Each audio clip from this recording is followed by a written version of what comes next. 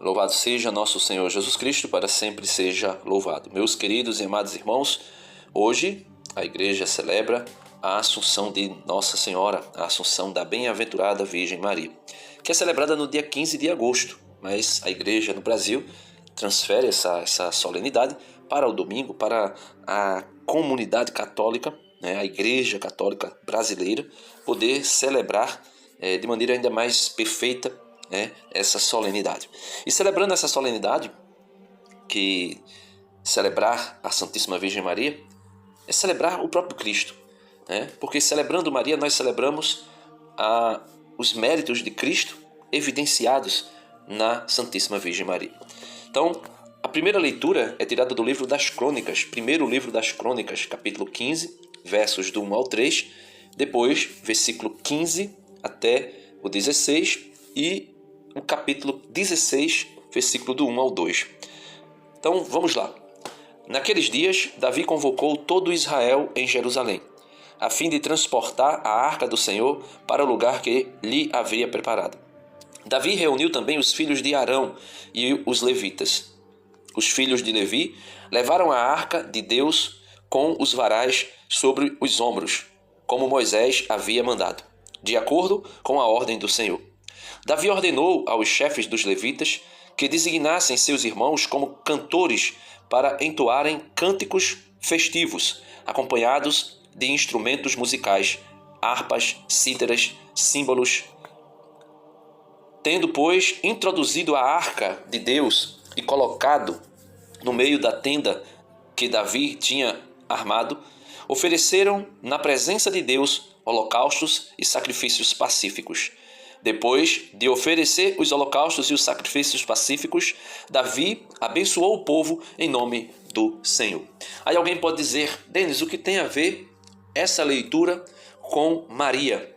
Então veja, da mesma forma que Davi introduz a Arca da Aliança em Jerusalém, dentro da tenda que ele havia preparado, veja, Davi representa o próprio Cristo. Davi é uma figura, uma imagem do próprio Cristo, do verdadeiro, podemos assim dizer, ou do único rei de Israel, que é prefigurado em todos os outros reis. Davi é um rei segundo o coração de Deus. E tudo que Davi faz, com exceção do pecado, é uma seta que aponta para o que Cristo iria fazer. Então, Davi é uma imagem do Cristo que deveria vir. Então, alguém maior, alguém melhor, alguém perfeito que viria no lugar. Então, assim como Davi introduziu a Arca da Aliança na tenda que ele havia preparado, o apóstolo São Paulo vai dizer que nós habitamos em uma tenda que pode ser montada e desmontada a qualquer momento. Mas o Deus Todo-Poderoso, ele preparou uma tenda maior, uma habitação maior e melhor, um edifício espiritual para nós nos céus. Então, assim como Davi introduziu a tenda em Jerusalém, e também e assim como Davi introduziu a Arca da Aliança na tenda que ele havia preparado em Jerusalém para a Arca da Aliança, assim também Jesus introduz a Santíssima Virgem Maria, a nova arca, a Arca da Nova Aliança, é introduzida na tenda, no edifício espiritual que Deus preparou para a Santíssima Virgem Maria, na Jerusalém do Alto. O apóstolo São Paulo vai dizer na carta aos Gálatas que nós aguardamos a Jerusalém do Alto, que é a nossa mãe. Então, assim como Davi, juntamente com os sacerdotes, veja, os sacerdotes levitas que carregaram a arca, assim também nosso Senhor Jesus Cristo introduz a nova Arca da Aliança, a Santíssima Virgem Maria, levada pelos seus sacerdotes, ou seja, os anjos, e introduz na tenda de Deus, na habitação de Deus, na Cidade Santa, na Jerusalém do Alto. E isso feito com louvores, com cânticos, cânticos de louvores. E assim nós podemos ver nitidamente aqui prefigurado aquilo que aconteceu com a Santíssima Virgem Maria e que é narrada na primeira leitura de hoje, que é opcional, Apocalipse 11, verso 19a, depois Apocalipse 12, do 1, versículo 1, depois versículo 3 ao 6a e depois versículo 10, porque existe aquela parte da batalha de Miguel com os anjos, então isso aí não interessa no momento, porque são coisas que acontecem uma antes da criação, e outra depois da Assunção da Santíssima Virgem Maria. Veja, abriu-se o templo de Deus, que está no céu, e apareceu no templo a Arca da Aliança. Essa Arca da Aliança que aparece no templo é a Santíssima Virgem Maria. Apocalipse 11, verso 19. Abriu-se o templo de Deus, que está no céu, a Jerusalém do Alto, e apareceu no templo a Arca da Aliança. Então apareceu no céu um grande sinal, uma mulher vestida de sol, tendo a lua debaixo dos pés, e sobre a cabeça uma coroa de 12 estrelas. Então aqui dá para a gente ver nitidamente que é a Santíssima Virgem Maria. Claro que também os pais da igreja vai dizer que essa mulher é a igreja. Essa mulher que aparece é a igreja, glorificada no dia do juízo final, quando ela receber toda a pompa, toda a glória do Senhor. Mas foi prefigurada, aquilo que acontecerá com toda a igreja, foi prefigurada na mãe da igreja, na mãe de nosso Senhor Jesus Cristo, de maneira prévia, antecipada. Aí alguém pode dizer, não, mas isso não pode acontecer. Pode acontecer. Aconteceu com Enoque, aconteceu com Elias, que foram arrebatados aos céus, em vida. Então pode acontecer sim. Então ele diz, então apareceu no céu um grande sinal, uma mulher vestida de sol, tendo a lua debaixo dos pés, e sobre a cabeça uma coroa de 12 estrelas. Então apareceu outro sinal no céu, um grande dragão cor de fogo, Satanás, tinha 7 cabeças e 10 chifres, e sobre as cabeças 7 coroas. Com a cauda varria a terça parte das estrelas do céu, atirando-as sobre a terra. O dragão parou diante da mulher que estava para dar à luz, pronto para devorar o seu filho logo que ele nascesse. E ela deu à luz um filho homem, que veio para governar todas as nações com cetro de ferro. Mas o filho foi levado para junto de Deus e do seu trono. A mulher fugiu para o deserto, onde Deus lhe tinha preparado um lugar. Houve então uma voz forte no céu, proclamando, agora realizou-se a salvação, agora a força e a realeza do nosso Deus e o poder do seu Cristo. Palavra do Senhor. Meus amados irmãos, aqui nós podemos ver o dragão que tenta devorar a mulher, ou melhor, que tenta devorar o filho da mulher logo que ele nascesse. Esse filho da mulher era aquele que iria reger todas as nações com cetro de ferro. Quem é esse? Nosso Senhor Jesus Cristo. Quem é essa mulher? A Santíssima Virgem Maria. Por que é que nós católicos dizemos que ela é a arca da nova aliança? Porque nós dizemos que ela é a arca daquele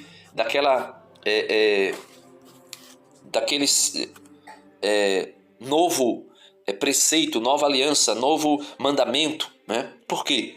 Porque Maria é de fato a arca que traz. Veja, o que é que tinha na arca da aliança? Carta aos Hebreus, capítulo 9, versículo 4. Eu vou ler do versículo 1. A primeira aliança, na verdade, teve regulamentos, rituais e seu santuário terrestre. Consistia numa tenda. A parte anterior encerrava o candelabro e a mesa com os pães da propiciação. Chamava-se santo.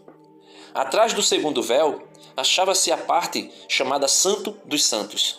Aí estava o altar de ouro para os perfumes, e a arca da aliança coberta com ouro por todos os lados. Então veja, a Santíssima Virgem Maria que foi coberta de ouro por todos os lados, a nova arca, ou seja, aquela que foi coberta com todas as virtudes, com todas as graças, e por esse motivo o dragão não a pôde tocar. Dentro dela estava a urna de ouro contendo o maná. Veja, dentro da arca da aliança estava a urna de ouro contendo o maná, a vara de Arão que florescera, e as tábuas da lei, as tábuas da aliança. Então veja, dentro da arca da aliança, da nova arca da aliança, que é a Santíssima Virgem Maria, estava dentro dela o pão da vida, o verdadeiro pão da vida, Jesus Cristo. Não mais o maná, como estava na antiga arca. Estava também a vara de Arão que florescera. Arão, quem era Arão? Sumo sacerdote. Arão era sacerdote. A tribo de Arão, a tribo de Levi, ele era sacerdote. Jesus é o sumo e eterno sacerdote, segundo a ordem do rei Melquisedeque, para o éon, para a eternidade. E também estava as tábuas da aliança, ou seja, a palavra de Deus. E Jesus, como diz São João, no princípio do seu evangelho, no princípio era o verbo, e o verbo estava com Deus, e o verbo era Deus. Versículo 14, e o verbo, a palavra, se fez carne e habitou entre nós. Então, a palavra de Deus, por excelência, Cristo Jesus, estava também em Maria, né? A arca da nova e eterna aliança. Então, meus amados irmãos, celebrar a Assunção de Nossa Senhora é celebrar verdadeiramente tudo aquilo que Deus quer que nós celebremos. Tudo aquilo que o Senhor quer que nós contemplemos a respeito da Santíssima Virgem Maria, a respeito da Igreja e a respeito de tudo aquilo que será para nós um dia, por honra e glória de nosso Senhor, o nosso encontro com Ele permanente. Então, a segunda leitura de hoje, tirada da primeira carta de São Paulo aos Coríntios, capítulo 15, versos 54 ao 57, São Paulo vem falar desse maravilhoso milagre que aconteceu com a Santíssima Virgem Maria de maneira antecipada e acontecerá também com nós futuramente. Veja, com ela aconteceu de maneira muito, muito mais extraordinária. Muito mais extraordinária. Porque é dito o seguinte: irmãos, quando este ser corruptível estiver vestido de incorruptibilidade, e este ser mortal estiver vestido de imortalidade, não estará cumprida a palavra da Escritura? A morte foi tragada pela vitória. Ó morte, onde está tua vitória? Onde está o teu aguilhão? O aguilhão da morte é o pecado, e a força do pecado é a lei. Graças sejam dadas a Deus, que nos dá a vitória pelo nosso Senhor Jesus Cristo. Então veja, aqui nós podemos ver nitidamente, a Santíssima Virgem Maria não foi tocada pelo aguilhão da morte. Ela não foi tocada pelo pecado. O pecado não teve acesso a Nossa Senhora. E não teve acesso porque Cristo a preservou do pecado, desde quando ela foi concebida. Então, sendo ela preservada do pecado, o pecado não teria poder sobre ela. A morte não teria poder sobre ela. É por isso que a Igreja Oriental não fala de morte de Maria, mas fala de uma dormição. É tipo assim, o curso natural ordinário, né? Foi a sua vida biológica foi se esvaindo aos poucos, naturalmente, sem a potencialidade da morte, sem a potencialidade do pecado que não a tocou, e ela foi perdendo ali, podemos dizer assim, como que um sono profundo, como que entrasse em um coma. E assim, naquele instante que ela deixa esse mundo, que acontece a sua dormição, que a gente não pode nem chamar de morte, porque a morte, quando a gente fala de morte, a gente denota logo o salário do pecado, mas essa dormição de Maria, esse sono, esse entregar-se, como Dom Scotus, se eu não me engano, Dom Scotus vai dizer que ela morre de amor. É como o livro do Cântico dos Cânticos: eu desfaleço de amor por causa do meu amado. E depois encontra-se com ele, a amada. Então, Nossa Senhora dorme ali, podemos dizer o sono da morte, podemos assim dizer, mas logo que ela adormece, logo que ela deixa esse mundo, ela é ressuscitada e é elevada aos céus. E por quê? Porque Deus fez isso com Nossa Senhora. Veja, alguém tentou elogiar Nossa Senhora no sentido natural da vida, porque Jesus sendo o Messias, alguém disse: quem é a mãe desse homem? Olhando para Cristo, disse: quem é a mãe desse homem? Quem é a mãe desse homem? Eu vou elogiar a mãe desse homem, eu vou elogiar os seios que amamentaram esse homem, porque esse homem é santo, é santíssimo.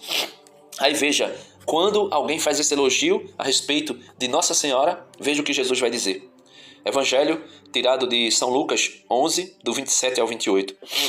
Naquele tempo, enquanto Jesus falava ao povo, uma mulher levantou a voz no meio da multidão e lhe disse: feliz o ventre que te trouxe e os seios que te amamentaram.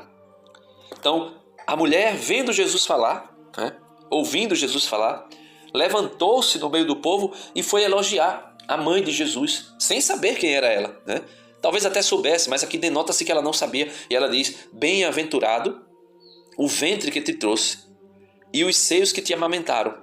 E Jesus vai dizer, muito mais felizes são aqueles que ouvem a palavra de Deus e a põem em prática. E quando um protestante lê esse versículo 28 de Lucas 11, ele vai dizer: está vendo? Uma mulher queria fazer o que vocês católicos faz, elogiar Maria, bendizer Maria, engrandecer Maria. E Jesus vai dizer simplesmente para ela que, olha, melhor, mais feliz, mais bem-aventurada é quem ouve as minhas palavras e põe em prática. Logo, entende-se que Jesus está desprezando Maria e elogiando alguém que esteja ouvindo a sua palavra e colocando em prática tão somente. Quando, na verdade, Jesus faz com que ela, Nossa Senhora, seja reconhecida não porque deu a luz biologicamente ao Messias, mas porque ela é a bem-aventurada por excelência por ouvir a palavra de Deus. Lembra do anjo, do arcanjo Gabriel, que se aproxima da Virgem Maria? E essa aproximar dela vai dizer, olha, bem-aventurada és tu entre as mulheres, né? Ave cheia de graça, o Senhor é contigo, né? E vai dizer que ela dará a luz ao Salvador, e ela vai dizer como se fará isso, que eu não conheço varão nenhum. O anjo a explica, e ela vai dizer, eis aqui a escrava do Senhor, faça-se em mim segundo a tua palavra. Na ocasião das bodas de Caná, capítulo 2 de São João, no Evangelho de São João, ela vai dizer para aqueles serviçais, quando Jesus vai fazer o milagre da transformação da água em vinho, ela vai dizer para aqueles serviçais, olha, fazei tudo o que ele vos disser. Fazei tudo o que ele vos disser. Ou seja, ela não somente ouviu a palavra, ela não somente é a ouvinte por excelência, como também ela ensina outros, né? Ensina-nos a fazermos a mesma coisa, a ouvirmos a palavra do Senhor e colocarmos em prática. Que Deus nos abençoe, que Deus nos ajude, que a Santíssima Virgem Maria, assunta aos céus, interceda por nós. Amém. Deus abençoe e até o próximo vídeo, se Deus quiser.